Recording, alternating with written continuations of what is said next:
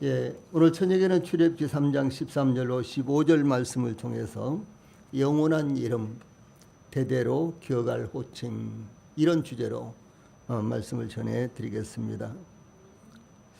영원한 이름, 대대로 기억할 호칭, 이것이 본문 가운데 나타난 하나님의 이름입니다. 하나님께서 하나님의 산 호렙의 떨기나무 불꽃 가운데서 모세에게 나타나셔서 6절 말씀, 나는 내 조상의 하나님이니 아브라함의 하나님, 이삭의 하나님, 야곱의 하나님이니라 라고 말씀하시고, 또 이어서 3장 7절로 10절까지 보면은 내가 애굽에 있는 내 백성의 고통을 분명히 보고 그들이 그들의 감독자로 말미암아 부르짖음을 듣고 그 근심을 알고 내가 내려가서 그들을 애굽인의 손에서 건져내고 그들을 그 땅에서 인도하여 아름답고 광대한 땅, 젖과 꿀이 흐르는 땅에 데려가려 하노라. 이제 가라. 이스라엘 자손의 부르짖음이 내게 달하고 애굽 사람이 그들을 괴롭히는 학대도 내가 보았으니 이제 내가 너를 바로에게 보내어 너에게 내 백성 이스라엘 자손을 애굽에서 인도하여 내게 하리라. 7절로 10절까지 이렇게 사명을 주셨습니다. 모세는 하나님께 11절, 내가 누구에게 바로에게 가며 내가 누구이기에 바로에게 가며 이스라엘 자손을 애굽에서 인도하여 내리까라고 이렇게 묻자 하나님께서 12절 말씀, 내가 반드시 너와 함께 있으리라. 내가 그 백성을 애굽에서 인도하여 낸 후에 너희가 이 산에서 하나님을 섬기리니 이것이 내가 너를 보낸 증거니라. 이렇게 말씀하셨습니다. 하나님께서 모세에게 내가 반드시 너와 함께 있으리라 이렇게 약속하신 것은 임마누엘 하나님으로 내가 너와 함께 하는 한에는 이런 뜻이죠. 그래서 하나님께서 함께 하심으로 결코 실패할 가능성이 없다는 의미입니다. 그렇습니다. 하나님께서 함께 하시면 절대로 실패할 일이 없는 것입니다. 하나님께서는 결코 실패하신 일이 없으시며 실패하실 수가 없으시기 때문입니다. 마리아가 요셉과 약혼하고 통과하기 전에 성령으로 잉태된 것이 나타났는데 마리아의 남편 요셉은 의로운 사람이었기 때문에 그를 드러내지 않고 가만히 끊으려고 생각할 때 주의 사자가 현몽하여 요셉에게 나타나 마태복음 1장 22절 23절에 보면은 이 모든 일이 된 것은 주께서 선지자로 하신 말씀을 이루려 하심이니 이르시되 보라 처녀가 잉태하여 아들을 낳을 것이요 그의 이름을 임마누엘이라 하리라 하셨으니 이를 번역한즉 하나님이 우리와 함께 계시다 함이라 라고 친절하게 설명하였습니다. 이와 같이 하나님께서 모세에게 사명을 주실 때 내가 반드시 너와 함께 있으리라는 임마누엘의 약속을 하신 것입니다. 본문 13절에는 그의 이름이 무엇이냐 이제 이런 내용이 담겨져 있습니다. 하나님께서 모세에게 내가 반드시 너와 함께 있으리라 이렇게 약속하셨지만 모세로서는 여전히 두려운 마음은 버릴 수가 없었습니다. 그러므로 모세는 내가 이스라엘 자손에게 가서 이르기를 너희의 조상의 하나님이 나를 너에게 보내셨다면 그들이 내게 묻기를 그의 이름이 무엇이냐 하리니 내가 무엇이라고 그들에게 말하리까 이렇게 물었습니다. 즉 모세가 애굽에 있는 이스라엘 백성들에게 찾아가서 너희의 조상의 하나님이 나를 너희에게 보내셨다면 그들이 내게 묻기를 그의 이름이 무엇이냐라고 물을 것이라는 말씀이었습니다. 그의 이름이 무엇이냐 이것은 단순히 호칭으로서의 이름만을 의미하는 것이 아니라 그 사람의 기질과 성품과 지위와 생애를 반영하는 것입니다. 고대 세계에서 사신을 보낼 때 그 사신에게 권위를 위임한다는 의미에서 왕의 명호가 새겨진 도장과 편지나 그 사신에게 자신의 이름을 친히 사용할 수 있도록 권한을 주었습니다. 이런 의미에서 모세가 자신을 애굽에 보내신 절대자의 이름을 확인하는 것은 아주 자연스러운 일이었습니다. 대사를 임명할 때 후보자를 내정하고 아그레망이라는 것을 요청합니다. 즉 주제국의 동의를 요청하는데 이 임무를 우리 대사로 받아들이겠느냐 이렇게 묻는 동의 절차입니다. 이 수락을 받으면 대부분 다 그러면은 이 주제국에서 상대국에서 수락을 합니다. 그러나 이제 절차상 아그레망을 필요로 하는 것입니다. 그래서 이 수락을 받으면 신임장 및 소환장을 작성하고 결제하면 국가원수 대통령 국가원수의 임명장 및 신임장을 수여하고 주재국에 부임하여 주재국 국가원수에게 신임장을 제출하는데 이때부터 대사로서 활동을 시작하게 됩니다. 이와 같이 모세가 애굽에 있는 이스라엘 백성들에게 파송되어 너희의 조상의 하나님이 나를 너희에게 보내셨다. 13절 말씀. 이렇게 모세가 자신이 이스라엘의 조상의 하나님이 보내어 애굽에 왔다는 것을 밝히면 애굽에 있는 이스라엘 백성들이 모세에게 그의 이름이 무엇이냐 이렇게 물을 것이라고 예상한 것입니다. 즉 모세 너를 파송한 이의 이름이 무엇이냐고 물을 텐데 그러면 모세가 무엇이라고 대답해야 하느냐 이렇게 하나님께 물은 것입니다. 이 하나님이 누구냐 혹은 신이 누구냐라는 질문은 인류의 역사 이래로 계속되어 온 질문이었습니다. 철학자 플라톤이라는 사람은 무엇이 하나님인지 알지 못한다. 그러나 무엇이 하나님이 아닌지는 안다라는 지극히 피상적인 정의를 내렸습니다. 모세가 이스라엘 백성들을 향하여 너희의 조상의 하나님이 나를 너희에게 보내셨다라고 말하면 이스라엘 백성들은 그의 이름이 무엇이냐? 그의 이름이 무엇이냐? 하나님이 누구냐? 이제 이런 말이죠. 이렇게 물을 것입니다. 즉 그가 누구인데 너를 보내느냐? 그가 왜 너를 보내느냐? 또한 그가 누구인지 그의 성품은 무엇인지 그의 말을 믿고 순종하고 따라야 하는지 그런 증거를 요구하는 것을 의미합니다. 애굽에 거주하는 이스라엘은 그들의 조상의 하나님을 이미 잊어버렸거나 혹은 애굽의 우상들을 숭배하고 있었던 것입니다.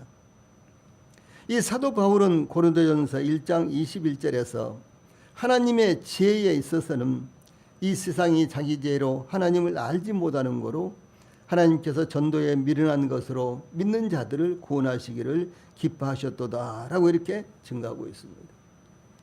무슨 말씀인고는 세상 지혜, 구원받지 못한 사람들은 하나님을 절대로 알 수가 없다라고 하는 사실입니다. 세상 사람들도 구원받지 못한 사람들도 하나님에 대해서 지식적으로는 여러 가지 이야기를 많이 합니다. 또 경험적으로도 여러 가지 이야기를 많이 합니다. 인류의 역사는 처음부터 지금까지 수도 없이 자기 하나님을 섬기는 이와 같은 역사로 이어져 내려왔습니다. 그래서 저 부족 국가들도 혹은 또 토인들까지도 저희들이 말하는 미개인들까지도 각각 그들이 섬기는 하나님이 있습니다. 그래서 이와 같이 하나님을 섬긴다고 하지만 참 하나님, 참 하나님은 구원받지 못한 사람들은 절대로 알 수가 없다라고 하는 것이 사도 바울이 말하는 것입니다. 그래서 세상의 지혜로는 하나님을 알 수 없습니다. 다만 하나님의 계시로 즉 성령의 역사로만 하나님을 알 수 있다라고 하는 사실입니다. 그러므로 모세가 애굽에 있는 이스라엘 백성들에게 너희의 조상의 하나님이 나를 너희에게 보내셨다라고 말하면 이스라엘 백성들은 그의 이름이 무엇이냐라고 물을 것이라고 예상한 것은 아주 자명하였던 것입니다. 이 모세를 보낸 신이 애굽 사람들이 숭배하는 신인지 혹은 애굽의 수많은 우상들 중에 하나인지 소개하는 것은 중요한 것입니다. 그렇다면 우리는 하나님이 누구라고 소개하고 있습니다. 저희들이 전도를 하면은 하나님이 누구인데 이렇게 의문점을 가지고 질문해오는 사람들이 수도 없이 많습니다. 그 질문은 아주 다양하지만은 결국은 하나님이 누구인데 이렇게 질문하는 것입니다. 그때 우리 성도들은 하나님에 대해서 어떻게 소개를 해야 될까요? 대단히 중요한 것입니다. 다음에 14절에서는 나는 스스로 있는 자인이라 라고 하나님께서 이렇게 자신을 밝히시는 내용이 나타납니다. 만약 이스라엘 백성들이 그의 이름이 무엇이냐라고 이렇게 물을 텐데 내가 무엇이라고 그들에게 말하리까 이렇게 묻자 하나님께서 모세에게 나는 스스로 있는 자인이라 또 이르시되 너는 이스라엘 자손에게 이같이 이르기를 스스로 있는 자가 나를 너희에게 보내셨다 하라 이렇게 14절에 말씀하고 있는 것이 나타납니다. 하나님의 이름이 나는 스스로 있는 자인이라 라는 것은 심오한 암시가 담겨 있는 것입니다. 스스로 있는 자라는 것은 하나님의 위대하고도 의미심장한 이름입니다. 네, 펜테코스트라는 이 원어학자, 아주 유명한 원어학자가 있는데 이분은 그것은 동시에 있다, 그것은 동시에 존재한다의 각 시제를 포함하고 있는데 있었던 나, 있는 나, 그리고 항상 계속하여 존재했을 나로 번역되어야 한다. 이렇게 그 의미를 말했습니다. 그러니까 나는 스스로 있는 자, 나는 스스로 있는 자다라는 이 말이요. 예, 우리 말로는 이렇게 되지만 언어상으로는 각 시제를 포함하고 있다는 것이죠. 그래서 있었던 나, 그리고 항상 계속하여 존재했을 나로 번역돼야 한다라고 이렇게 말했습니다. 하나님께서 모세에게 하신 이 말씀이 내포하고 있는 원리는 우리에 대한 시간적 교훈을 제시하고 있는 것입니다. 우리는 하나님께서 밝히 드러내어 주신 대로 하나님의 이름과 그의 성품을 선포해야 하는 것입니다. 그의 존재를 입증하려는 시도가 있어서는 안 되며 또한 사람들과 더불어 하나님에 관하여 합리화시키려고 노력하는데 시간을 허비해서도 안 되는 것입니다. 단지 성경에 있는 대로 우리는 소개해야 되고 그렇게 선포해야 하는 것입니다. 이 사도 요한은 요한복음 1장 18절에서 본래 하나님을 본 사람이 없으되 아버지 품속에 있는 독생하신 하나님이 나타내셨느니라 라고 증거하고 있습니다. 요한복음 14장 8절에 보면 빌립이 주여 아버지를 우리에게 보여주옵소서 그리하면 족하겠나이다 이렇게 말하자 예수님께서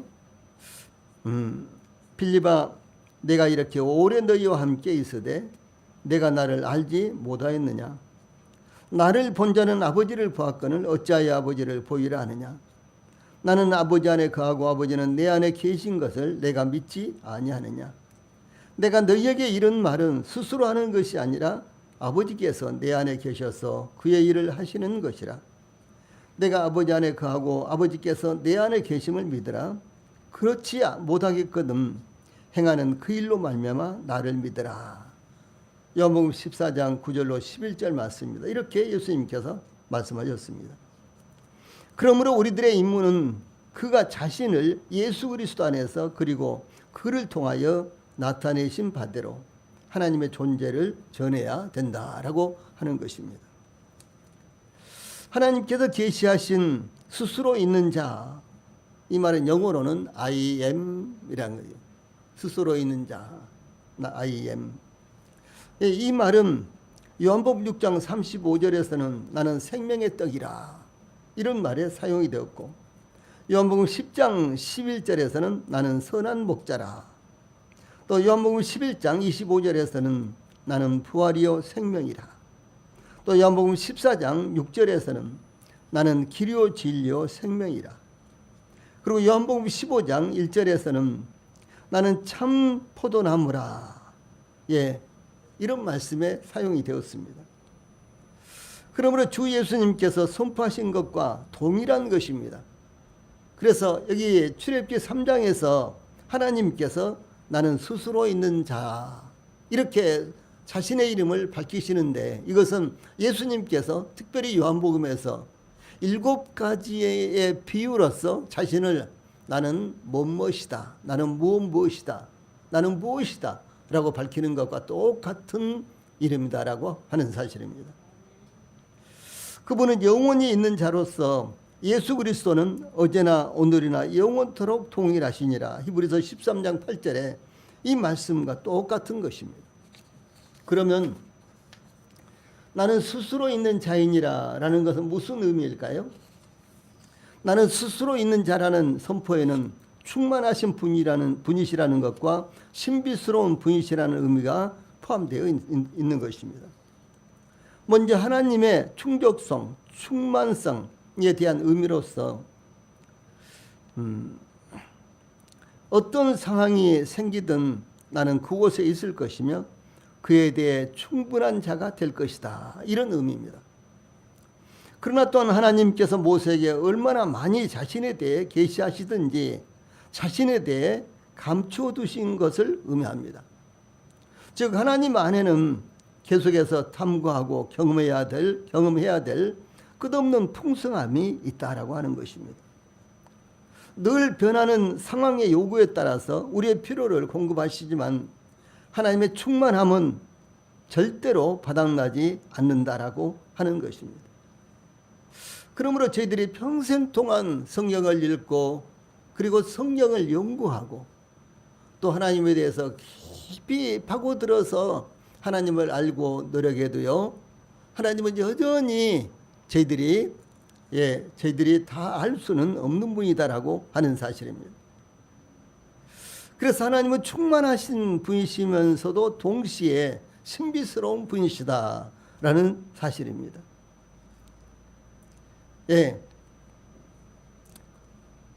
그래서 또한 하나님께서 모세에게 얼마나 많이 자신에 대해서 계시하시든지 자신에 대해 감춰두신 것을 의미합니다. 즉 하나님 안에는 계속해서 탐구하고 경험해야 될 끝없는 풍성함이 있다는 것입니다. 그래서 늘 상황의 요구에 따라서 하나님께서 저희들의 필요를 공급하시지만 그러나 그 하나님의 충만함은 절대로 바닥나지 않는다라고 하는 사실이 얼마나 놀라운 것입니까? 우리의 필요가 그분을 공경에 빠뜨려서 그분이 충만하지 못함을 입증하거나 그분이 지닌 자원과 능력에 바닥나는 일은 절대로 없다라고 하는 사실입니다. 그러므로 사도 요한은 요한복음 1장 14절과 16절에서 말씀이 육신이 되어 우리 가운데 거하심에 우리가 그의 영광을 보니 아버지의 독생자의 영광이요 은혜와 진리가 충만하더라. 또 16절에 우리가 다 그의 충만한 데서 받으니 은혜 위에 은혜로라 라고 증가하였으며, 이 사도 바울은 자신의 전도의 은사에 대해서 에베소 3장 8절에서 모든 성도 중에 지극히 작은 자보다 더 작은 나에게 이 은혜를 주신 것은 측량할 수 없는 그리스도의 풍성함을 이방인에게 전하게 하시고 이렇게 증가하고 있습니다. 그리스도의 충만함을 저희들이 전하는 것이 전도예요. 예수 그리스도 안에는 얼마나 풍성한 것이 있습니까? 그분이 길이요 진리요 생명입니다. 그분 안에 죄사함이 있습니다. 그분을 믿으면 영생을 얻습니다. 그분을 믿으면 그분이 저희들에게 영원한 약속을 해주시는 것입니다. 그러므로 그분 안에는 저희들이 헤아릴 수 없이 풍성함이 담겨 있는 것입니다. 에베소 교회에 보낸 이 사도 바울의 서신의 그 목적에 대해서 에베소 3장 19절로 20절에서 그 너비와 길이와 높이와 깊이가 어떠함을 깨달아 하나님의 모든 충만하신 것으로 너희에게 충만하게 하시기를 구하노라. 우리 가운데서 역사하시는 능력대로 우리가 구하거나 생각하는 모든 것에 더 넘치도록 능히 하실이라고 이렇게 증가하고 있습니다. 또한 하나님의 신비에 대해서 주 예수님은 내 아버지께서 모든 것을 내게 주셨으니 아버지 외에는 아들을 아는 자가 없고 아들과 또 아들의 소원대로 계시를 받는 자 외에는 아버지를 아는 자가 없느니라 라고 마태복음 11장 27절에서 말씀하셨고요. 이 사도 바울은 고린도전서 2장 11절에서 사람의 일을 사람의 속에 있는 영 외에는 누가 알리요? 이와 같이 하나님의 일도 하나님의 영 외에는 아무도 알지 못하느니라 이렇게 증가하고 있습니다. 또한 나는 스스로 있는 자이니라 라는 이와 같은 말씀은 출애굽기 33장 19절에서 나는 은혜 베풀 자에게 은혜를 베풀고 긍휼히 여길 자에게 긍휼을 베푸느니라 라는 말씀에도 나타납니다. 그러므로 나는 내가 택한 바로 그곳에서만 은혜를 베푼다. 즉 언제 어디서 누가 내 임재를 느끼게 할 것인지는 전적으로 내게 달려있다라는 이와 같은 의미입니다. 하나님께서 자신을 나는 스스로 있는 자이니라 이렇게 말씀하셨는데 이 말씀을 온전히 이해하기는 쉽지 않습니다. 그러나 하나님께서는 하나님 자신의 속성을 가장 정확하게 밝히신 이름이 바로 나는 스스로 있는 자라는 이와 같은 말씀입니다. 하나님은 인간들이 자신의 신분을 밝힐 때 사용하는 것처럼 어떤 형용사도 필요치 않으십니다. 어떤 형용사로 하나님을 표현할 수 있겠습니까? 하나님은 필요된 존재가 아니라 만물을 창조하신 창조주로서 영원전부터 영원까지 스스로 존재하는 초월자이시기 때문입니다. 이 사도 요한은 이제도 계시고 전에도 계셨고 장차 오실 이시며 요한계시록 1장 4절 말씀입니다. 이렇게 증거하고 있습니다. 하나님께서 친히 요한계시록 1장 8절에서는 나는 알파와 오메가라 이제도 있고 전에도 있었고 장차 올 자요 전능한 자라 이렇게 말씀하셨습니다. 그러므로 피조물에 불과한 인간이 자존하시는 하나님을 평가의 대상으로 삼을 수는 없는 것입니다. 저희들이 아무리 하나님을 설명해도 이 영원하신 하나님 그래 이제도 계시고 전에도 계셨고 장차 오실 이 그리고 친히 알파와 오메가가 되신 이와 같은 하나님을 어떻게 설명을 할 수 있겠느냐라고 하는 사실입니다. 저희들이 설명은커녕 이해하는 것조차 완전하게 할 수는 없는 것입니다. 하물며 저희들이 하나님에 대해서 어떻게 완전하게 설명할 수가 있겠느냐라고 하는 사실입니다. 그러므로 피조물에 불과한 인간이 자존하시는 하나님을 평가의 대상으로 삼을 수 없는 것입니다. 우리는 오직 하나님의 자존하심에 겸손히 머리 숙이고 경배드려야 한다라고 하는 사실입니다. 다음에 15절에는 변함없이신 하나님에 대해서 말씀하고 있습니다. 하나님이 또 모세에게 이르시기를 너는 이스라엘 자손에게 이같이 이르기를 너희 조상의 하나님 여호와 곧 아브라함의 하나님 이삭의 하나님 야곱의 하나님께서 나를 너에게 보내셨다 하라. 이는 나의 영원한 이름이요 대대로 기억할 나의 증언이라 이렇게 말씀하셨습니다. 이 모세가 13절에 이스라엘 자손에게 가서 이르기를 너희의 조상의 하나님이 나를 너희에게 보내셨다 하면 그들이 내게 묻기를 그의 이름이 무엇이냐 하리니 내가 무엇이라고 그들에게 말하리까 이렇게 물었을 때 하나님께서 14절에 나는 스스로 있는 자이니라 이렇게 자신을 밝히셨는데 이것은 하나님의 성품에 대해서 밝히신 것입니다. 하나님은 이어서 말씀하시기를 너희의 조상의 하나님 여호와 곧 아브라함의 하나님 이삭의 하나님 야곱의 하나님께서 나를 너희에게 보내셨다 하라 이렇게 하나님 자신의 이름을 직접 밝히신 것입니다. 여기 15절에 너희의 조상의 하나님 여호와 곧 아브라함의 하나님 이삭의 하나님 야곱의 하나님에서 하나님은 너희 조상의 하나님 여호와이시며 아브라함의 하나님 이삭의 하나님 야곱의 하나님이라고 말씀하셨습니다. 아브라함의 하나님 이삭의 하나님 야곱의 하나님은 그들을 부르시고 선택하신 하나님이시며 그들을 지키시고 인도하신 하나님이셨습니다. 특히 아브라함의 하나님 이삭의 하나님 야곱의 하나님은 아브라함에게도 하나님이시며 이삭에게도 하나님이시고 또 야곱의 하나님은 아브라함에게도 하나님이시며 이삭에게도 하나님이시고 야곱에게도 하나님이시다라고 하는 의미입니다. 아브라함은 갈대아 우리에서 하나님의 부르심을 받아 가나안 땅으로 이주하였으며 이삭은 하나님께서 가나안 땅에 거하도록 지시하셨고 또 야곱은 애굽으로 이주하도록 인도하셨지만 가나안 땅으로 올라갈 것이라고 약속하셨습니다. 그러므로 이스라엘의 조상들은 약속을 따라 살며 약속을 따라 죽었지만 하나님은 변치 않는 분이셨으며 지금도 살아계신 하나님이신 것입니다. 하나님은 영원히 살아계셔서 약속하시고 그 약속을 지키시는 분이시다라고 하는 것입니다. 여기 15절에서 하나님께서 밝히신 자신의 이름은 너희 조상의 하나님 여호와 곧 아브라함의 하나님, 이삭의 하나님, 야곱의 하나님, 즉 여호와라는 이와 같은 이름입니다. 여호와. 우리는 여호와라는 이와 같은 이름을 이제 가끔 부르는데 이 여호와는 나는 스스로 있는 자라는 말과 같은 의미를 가진 하나님의 거룩하신 이름입니다. 여호와라는 이름의 의미가 무엇이냐?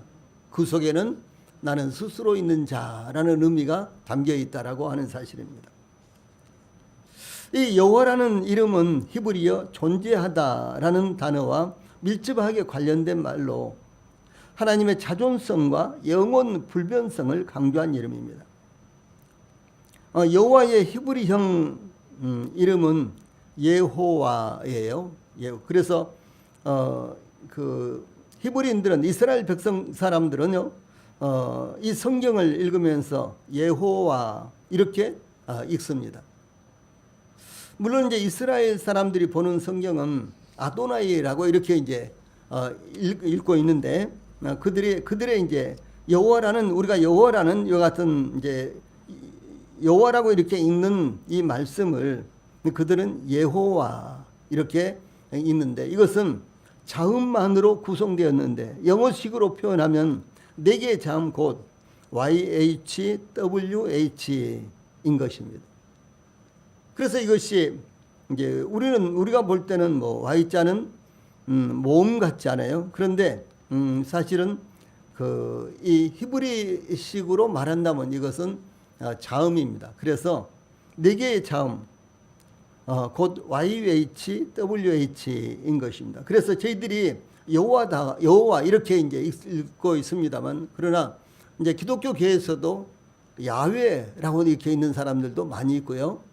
그런가 하면 또 뭐 야베라고도 이렇게 읽습니다.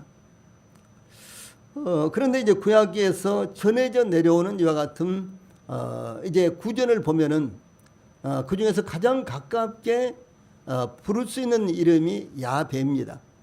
예, 그런데 우리 말로는 여호와라고 이렇게 읽혀져 왔기 때문에 그리고 이것은 이제 영어에서 이렇게 읽는 것을 우리말로 번역을 하면서 우리가 그렇게 읽어왔습니다. 그래서 이스라엘 백성들은 하나님의 성호에 대한 경외심 때문에 하나님의 이름을 함부로 부르지 못했습니다. 그러므로 성경을 필사하거나 낭독했던 서기관들은 여호와 혹은 야훼라는 하나님의 이름이 나오면 자연스럽게 아도나이라는 명칭으로 대신 부르다가 원래의 하나님의 이름을 잊어버렸던 것입니다. 그래서 아주 연세 많으신 할머니가 한 번도 누군가가 자기 이름을 불러주는 것이 아니에요. 부를 일이 없겠죠. 그러니까 뭐 어디 동해나 이렇게 주민센터 가도 할머니 이렇게 부르죠. 시장에 가도 할머니, 집에서도 할머니 부르죠. 그런데 세월이 지난 다음에 할머니 이름이 무엇이에요? 할머니. 아니 할머니 이름 말이에요. 할머니. 본래 할머니 이름을 모르는 거예요. 잊어버린 거예요. 그런 경우도 있다고 합니다. 뿐만 아니라 자신의 나이를 잃어버린 분들도 정말 많잖아요. 예, 아주 연세 많으신 분들은 뭐 나이를 구태여 이야기할 필요가 없기 때문에 몇 년 동안 이야기 하다 보면 이야기하지 않다 보면 잊어버린다고 합니다. 그럼 말씀드렸던 대로 우리말 여호와는 헬라어와 라틴어를 거쳐 정착된 영어 제호바를 여호와 이렇게 읽는 것입니다.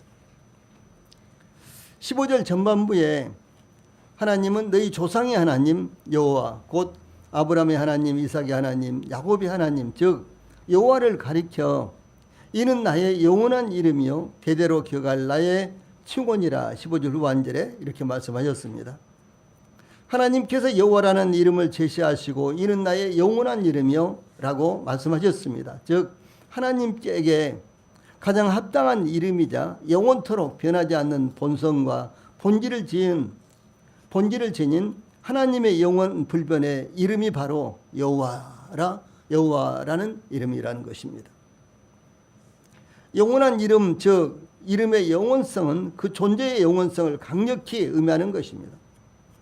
그러므로 우리가 하나님의 이름을 들을 때나 부를 때에 하나님의 이름이 함축하고 있는 의미를 함께 기억해야 되는 것입니다. 또한 하나님께서 여호와라는 이름을 밝히시면서 대대로 기억할 나의 증언이라 15절 마지막 부분에 이렇게 말씀하셨습니다.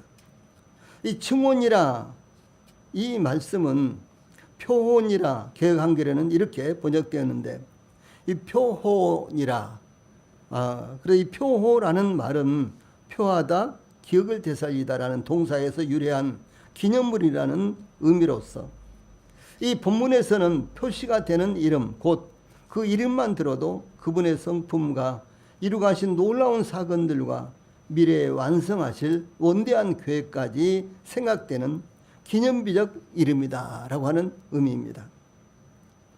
예, 우리가 지금까지 상고한 것과 같이 우리는 스스로 존재하는 불변의 하나님을 우리 하나님으로 섬기는 자들입니다. 그 하나님은 그러므로 저희들에게 영원 불변의 생명을 주실 수가 있습니다. 예, 그 하나님은 저희들에게 영원 불변의 소망을 주실 수가 있습니다.